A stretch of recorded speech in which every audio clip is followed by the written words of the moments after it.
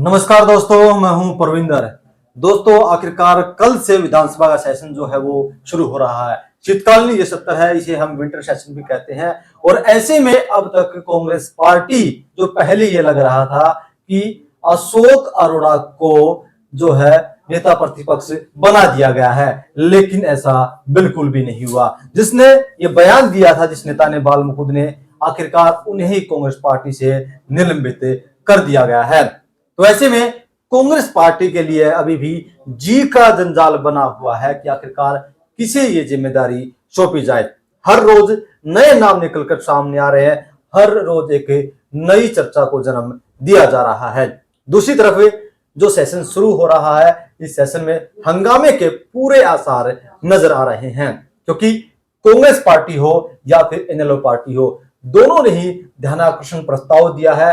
उन्होंने किसानों के मुद्दे को लेकर, पराली जलाने का मुद्दा हो या फिर डीएपी खाद का मुद्दा हो, दोनों पर उन्होंने प्रस्ताव दिया है। और ऐसे में उम्मीद ये की जा रही है कि इस बार आमने सामने की कड़ी टक्कर इन दोनों मुद्दों पर विधानसभा के सेशन में हो सकती है।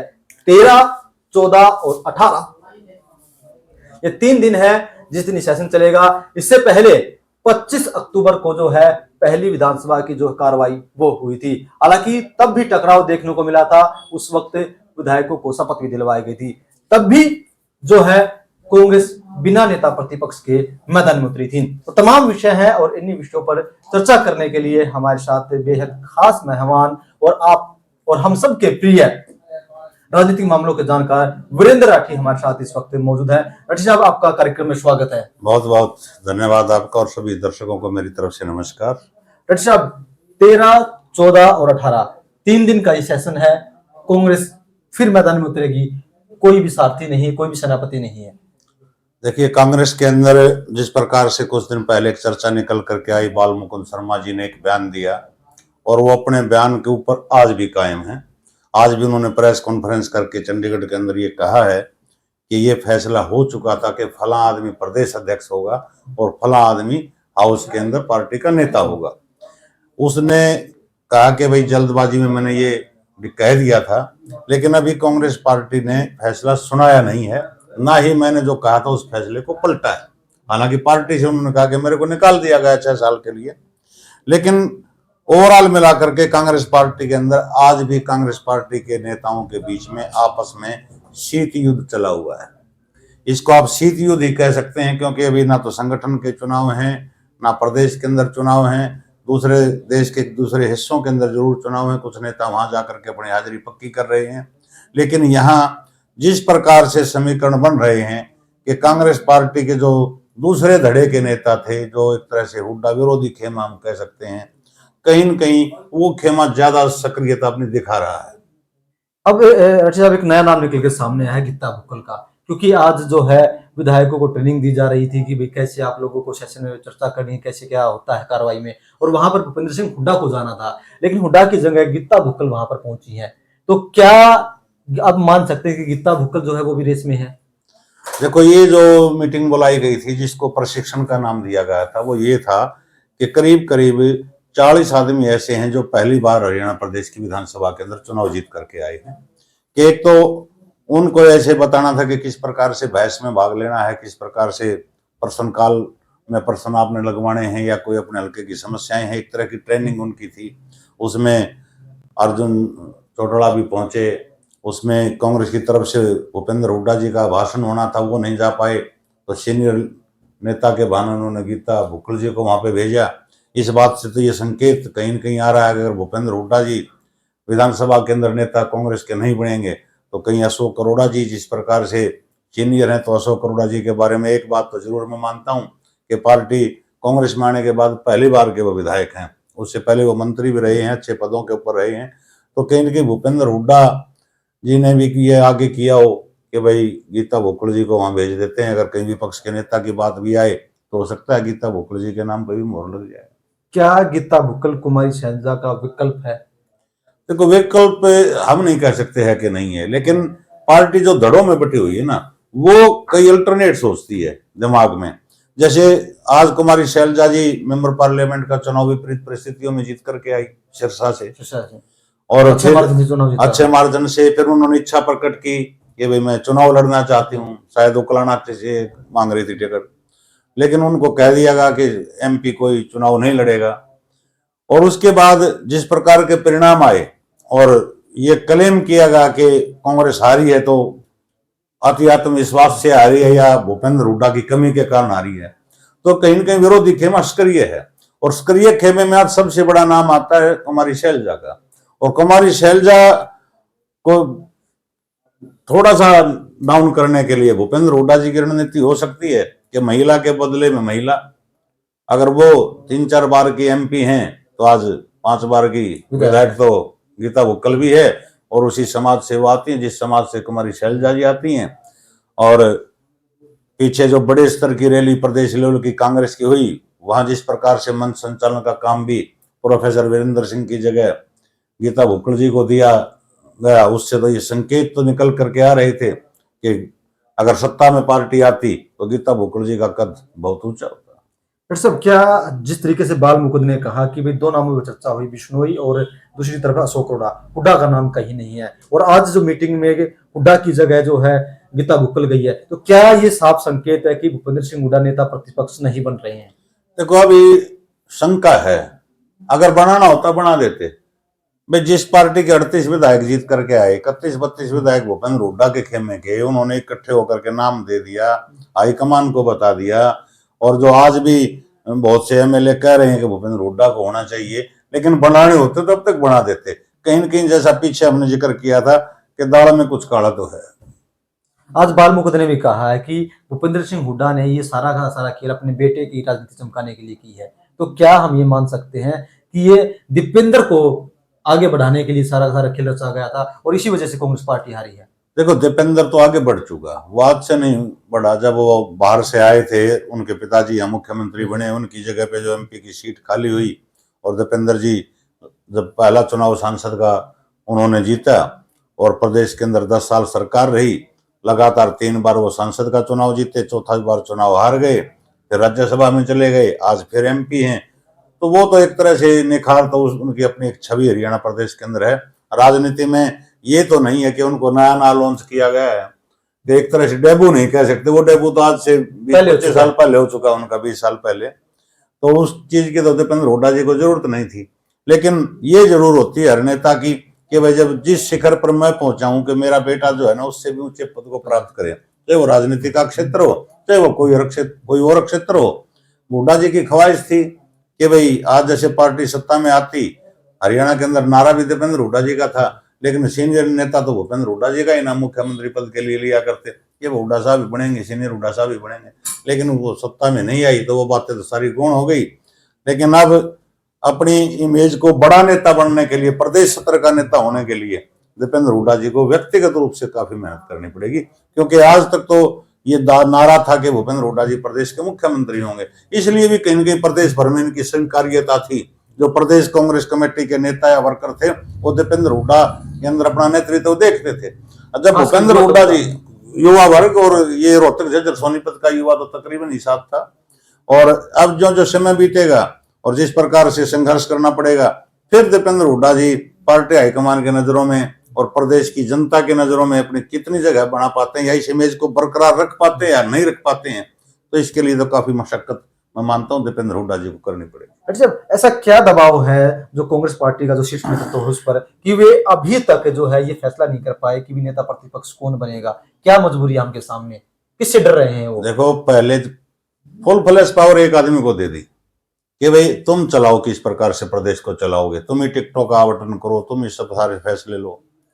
एमपी में रसाई आ गई, 5-5 सीट जीत गए, उसमें थोड़े से फूल करके कुपासा हो गए कि हमने तो सर्वे के आधार पर टिकट दी, सर्वे के आधार पर टिकट दी। ना एमपी की टिकट सर्वे के आधार पर थी, मैं आपको बताऊं, ना एमएलए की टिकट सर्वे के आधार पर थी। कांग्रेस पार्टी के पास ऑलरेडी 30 एमएलए जीते हुए थे पिछली प्लान के अंदर।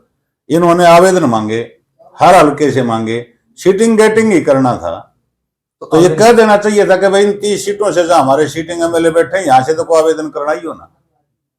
उनसे 20-20 हजार रुपये भी ले लिए चंदा राशि के रूप में, और उनकी जो परेड भी हुई चंडीगढ़ तक, फिर दिल्ली भी इंटरव्यू के लिए उनको बुलाया गया, तो सीटिंग गेटिंग करना था।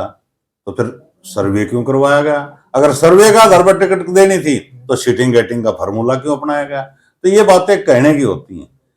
इसमें बदलाव बहुत है हरियाणा की राजनीति में। एक नया बदलाव आप देखिए 2 दिन पहले का, अभय सिंह चौटाला जी, जिसको बड़ा दबंग टाइप नेता हरियाणा का माना जाता है, अपने बेटे कर्ण को लेकर के, वो शायद जिला परिषद के चेयरमैन है सिरसा के वर्तमान समय में, उसको लेकर के मनोहर लाल खट्टर जी से मिले हैं। तो सुगबुगाहट तो ऐसी है कि जाकर के एक ही बात के लिए मिले हैं कि जी कहीं अविश्वास का प्रस्ताव चेयरमैन पद के लिए आप ना लेना।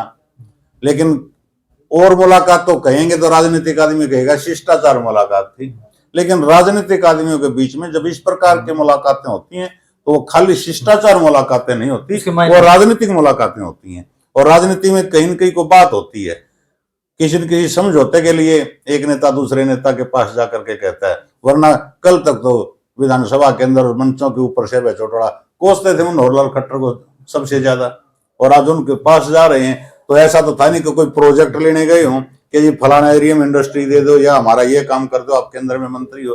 तो सीधी सी बात है, कहीं न कहीं को प्रेशर कहीं से होगा या तो उसको हल करवाने के लिए गए हैं। तो राजनीतिक बातें तो ही हैं, धीरे धीरे उनका खुलासा समय अनुसार हो जाएगा। डॉक्टर साहब, कल से जब सेशन शुरू होगा आपको क्या लग रहा है, क्योंकि पहले ही इनेलो पार्टी हो या फिर कांग्रेस पार्टी हो, उन्होंने ध्यानाकर्षण प्रस्ताव में डीएपी खाद का मुद्दा, पराली का मुद्दा, इन पर ध्यान खींचने की कोशिश की है। देखो ये मुद्दा चलेगा, विपक्ष उठाएगा। एक चीज आप भी मानते होंगे, क्योंकि जिस इलाके के अंदर या जिस प्रदेश के अंदर हम बैठे हैं, यहाँ इस समय के अंदर इस टाइम पे डीएपी खाद की अत्यधिक आवश्यकता है। और दूसरी समस्या गेहूं बिजाई का सीजन है। गेहूं बीज बिजाई के लिए भी जितना मीट्रिक टन गेहूं यहाँ आना चाहिए था, जितना क्विंटल आना चाहिए था, बीज के रूप में उतना नहीं आया, उसका आधा हिस्सा भी नहीं पहुंचा है। वही उसी प्रकार से खाद की कमी है। 1-2 जगह किसानों ने आत्महत्या भी की है, लेकिन उस आत्महत्या को जो दूसरे अधिकारी हैं वो दूसरे रूप से बदल के कहते हैं कि भाई ये तो मानसिक रूप से ठीक नहीं था, बीमार चल रहा था, ऐसे वैसे। लेकिन ये समस्या है और सरकार की नजरों के अंदर ये समस्या है, मुख्यमंत्री महोदय की भी नजरों में समस्या है, विपक्ष के नेताओं की नजरों में समस्या है, और वास्तव में ये समस्या है। सरकार को इस चीज का निदान करना चाहिए ताकि कोई भी जमीन किसी भी किसान के, क्योंकि आज बड़ी जोत के किसान प्रदेश के अंदर नहीं है, छोटी जोत के किसान हैं। साल भर का अनाज आदमी अपनी जमीन से उगाता है, पैदा करता है, बहुत उम्मीदें और आशाएं उसको होती हैं। अगर उसको खाद ही ना मिलेगा या बीज ही ना मिलेगा, अगर बिना बुआई के जमीन रह जाएगी तो अच्छा, उसको हम भी नहीं मानते, ना आप मानते, ना कोई नेता मानता। विपक्ष इस मुद्दे को उठाएगा, कितना कैश कर पाएगा, जनता की कितनी वाहवाही लूट पाएगा, किस तरीके से उठाएगा, वो 1-2 दिन के अंदर पता चलेगा। लेकिन सरकार को जहां तक खाद और बीज की समस्या है उसके लिए थोड़ा सा ध्यान उसके ऊपर एक्स्ट्रा देना चाहिए, और ताकि प्रत्येक किसान की जमीन जो है वो बिजाई हो जाए, बुआई में आ जाए। डॉक्टर साहब, क्या इसका प्रभाव पड़ेगा कल के सेशन पर कि नेता प्रतिपक्ष नहीं होगा, विधायक एक एक करके अपनी बात उठाएंगे? अगर प्रतिपक्ष का नेता जो होता वो बात को रखता तो उसमें ज्यादा दम होता। कांग्रेस की ये तो कमजोरी आज से नहीं रही है। आज इनसे आप पूछोगे ना, एक और स्टेट का नाम लेंगे, ये कहेंगे वहां 5 महीने नहीं था फलानी पार्टी का विपक्ष का नेता, 5 महीने बाद बना था। अरे बात वहां की नहीं है, बात यहाँ क्या समस्या टक रही है। जब 32 MLA आपका समर्थन में खड़े हैं 38 में से, तो कर दो डिक्लेयर। और ये अच्छा संकेत नहीं जा रहा जनता के बीच में कि बगैर विपक्ष के नेता के, अपना नेता चुने हुए, हाउस के अंदर नेता चुने हुए बगैर कांग्रेस पार्टी विधानसभा का सेशन फेस कर रही है, कह रही है अगले सेशन में देखेंगे या बाद में देखेंगे, तो ठीक बात नहीं है। उसके अंदर कई सीनियर नेता हैं, वो जो भी नेता थोड़ा सा ज्यादा बोलेगा उसी तरफ हमारे जैसे लोगों की नजरें भी घूमेंगी कि भाई ये इस मुद्दे पे ज्यादा बोला, हो सकता है कि ये बन जाए विपक्ष का नेता, या उसके अंदर ये कांग्रेस नेता बन जाए। लेकिन ये तो कांग्रेस पार्टी जाना रही, निकाला कमान जाना। जनता तो ज्यादा इस मामले में रुचि ले भी नहीं रही। हाँ, चर्चा का विषय हरियाणा में ये जरूर है कि वह कांग्रेस का विपक्ष का नेता, एक ही पद इन्होंने नेता चुनना था, वो ही नहीं चुन पाई। अगर सरकार बन जाती तो मुख्यमंत्री कई दिन में चुनते, अगर मुख्यमंत्री बन जाता तो ये मंत्री कितने दिन में बनाते। तो वो कैसे हल होता जब एक विपक्ष का एक नेता चुनना, एक का पद इनको मिला है, उसके ऊपर भी इतनी लेट लतीफी हो रही है। क्या जनता खामियाजा उठाएगी इस चीज का?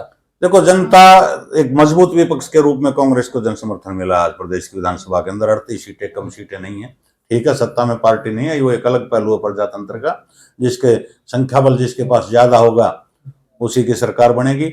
लेकिन जनता के मुद्दे उठाने के लिए तो पर्याप्त संख्या इनके पास है, वो आंकड़ा तो है, लेकिन उसको भी अगर ये आज नहीं जनता के बीच की बात उठा पाएंगे तो कमजोरी, कांग्रेस की इमेज खराब होगी इसमें, और किसी की इमेज खराब नहीं होगी। अच्छा, 3 निर्दलीय विधायक थे, तीनों के तीनों बीजेपी के पास जा चुके हैं, स्वाभाविक रूप से जाना था निर्दलीय। तो अब बचती है नेलो पार्टी, उनके 2 विधायक हैं, आपको क्या लग रहा है क्या रुख रहेगा उनका? देखो, इन विधायकों की जरूरत पड़ेगी कभी न कभी राज्यसभा चुनाव में। हरियाणा प्रदेश राज्यसभा चुनाव के लिए पिछले कुछ टाइम से बड़ा हलचल भरा प्रदेश रहा है। पिछले जो 10-12 साल का आप देखोगे तो 13-14 बार शायद राज्यसभा का चुनाव का समीकरण बना होगा, जहां तक अंदाजा मेरा है। और पहली बार राज्यसभा के अंदर हरियाणा प्रदेश से जो 5 एमपी चुन करके जाते हैं उसमें से एक भी एमपी कांग्रेस का नहीं है। एक दीपेंद्र हुड्डा जी थे, ये एमपी चुन ले गए, इन्होंने रिजाइन दे दिया, उसकी जगह पे सीट खाली है, श्रुति चौधरी चली गई थी। अब किरण चौधरी चली गई थी, और अब जो पवार साहब जो मंत्री बनाए हैं कृष्णलाल पवार, उन्होंने रिजाइन किया, वो सीट खाली हुई है। अच्छा खासा समय उनका बचा हुआ, 2.5-3 साल का। यहाँ तय कौन करेगा तो सीधी बात है, बीजेपी का नेता जाएगा। लॉटरी किसी की भी निकल सकती है। एक तो हरियाणा प्रदेश से पहली बार राज्यसभा के अंदर कांग्रेस शून्य पे है, जो 5 एमपी जाते थे, एक आध एमपी होता था कांग्रेस का। और दूसरा, जब कभी 2 या 3 राज्यसभा के मेंबरों की एक साथ सीट खाली होगी, एक सीट खाली होगी, तो निश्चित रूप से बीजेपी का आदमी जाएगा। लेकिन जब 2 या 3 सीटें होंगी उस समय स्थिति साफ होगी, और स्थिति स्पष्ट है कि इन लोग के जो 2 विधायक आज हैं वो दोनों के दोनों अप्रत्यक्ष रूप से भारतीय जनता पार्टी को सपोर्ट करेंगे। कांग्रेस को क्यों नहीं करेंगे, उसके पीछे कारण है। जो आर के आनंद या क्या नाम था, एक बार कोई नाम था, राज्यसभा के चुनाव के लिए 2 प्रत्याशी थे, जो शाही कांड के नाम से वो चुनाव जाना जाता है। सुभाष चंद्रा तो इंडिपेंडेंट आए थे मैदान में, एक कांग्रेस बीजेपी के आए थे, और एक इनेलो ने और कांग्रेस ने साझा प्रत्याशी उठाया था, उसका नाम मेरे को अब ध्यान नहीं आ रहा है। और इनेलो के सभी एमएलए ने उनका पक्ष में मतदान किया। उधर से कांग्रेस हाईकमान ने भी ये कहा कि आप इनके पक्ष में मतदान कीजिए। और भूपेंद्र हुड्डा ने द ललन टॉप चैनल के ऊपर इंटरव्यू आया हुआ, उसके अंदर ये कहा हुआ है कि मैं सोनिया जी को मना करके आया था कि मैं इनके पक्ष में वोट नहीं डालूंगा, मैं अपने वोट खाली छोड़ दूंगा। और उसी चुनाव के अंदर वो पैन बदला गया था, शाही कांड हुआ। किसने बदला, प्रदेश की जनता सारी सब कुछ जानती है। तो इस प्रकार से 2 या 3 सीटें जब कभी खाली होंगी, उस समय पे अभय सिंह चौटाला किस तरफ झुकाव दिखाते हैं, स्वाभाविक सी बात है, वो रूलिंग पार्टी की तरफ जाएंगे। कांग्रेस की तरफ इसलिए नहीं जाएंगे, जब उनको कांग्रेस की जरूरत थी तो कांग्रेस ने उनका साथ नहीं दिया था, और पार्टी हाईकमान के कहने के बावजूद प्रदेश के लोकल नेताओं ने नहीं दिया। तो कहीं कि वो कटाक्ष उनके मन में होगा, वो बात भी अभय चौटाला के मन में होगी, तो बीजेपी की तरफ जाएंगे। और 3 निर्दलियों का समर्थन पहले से है, 2 ये हो गए, पूर्ण बहुमत की सरकार बीजेपी की पहले से ही है, तो इनको ज्यादा जरूरत भी नहीं है। चलिए दोस्तों, कहीं ना कहीं कल का जो सेशन होगा मजेदार सेशन जरूर होने वाला था, लेकिन कांग्रेस अभी तक नेता प्रतिपक्ष नहीं चुन पाई है। इसका खामियाजा जरूर जनता को उठाना पड़ेगा, क्योंकि एक मजबूत विपक्ष जरूर है, लेकिन जो नेता प्रतिपक्ष अपनी बात को रखता मजबूती के साथ है, तो वो आवाज कहीं ना कहीं अब दबी हुई सी महसूस होगी। तमाम विषयों पर चर्चा करने के लिए राठी साहब आपका बहुत बहुत धन्यवाद। शुक्रिया।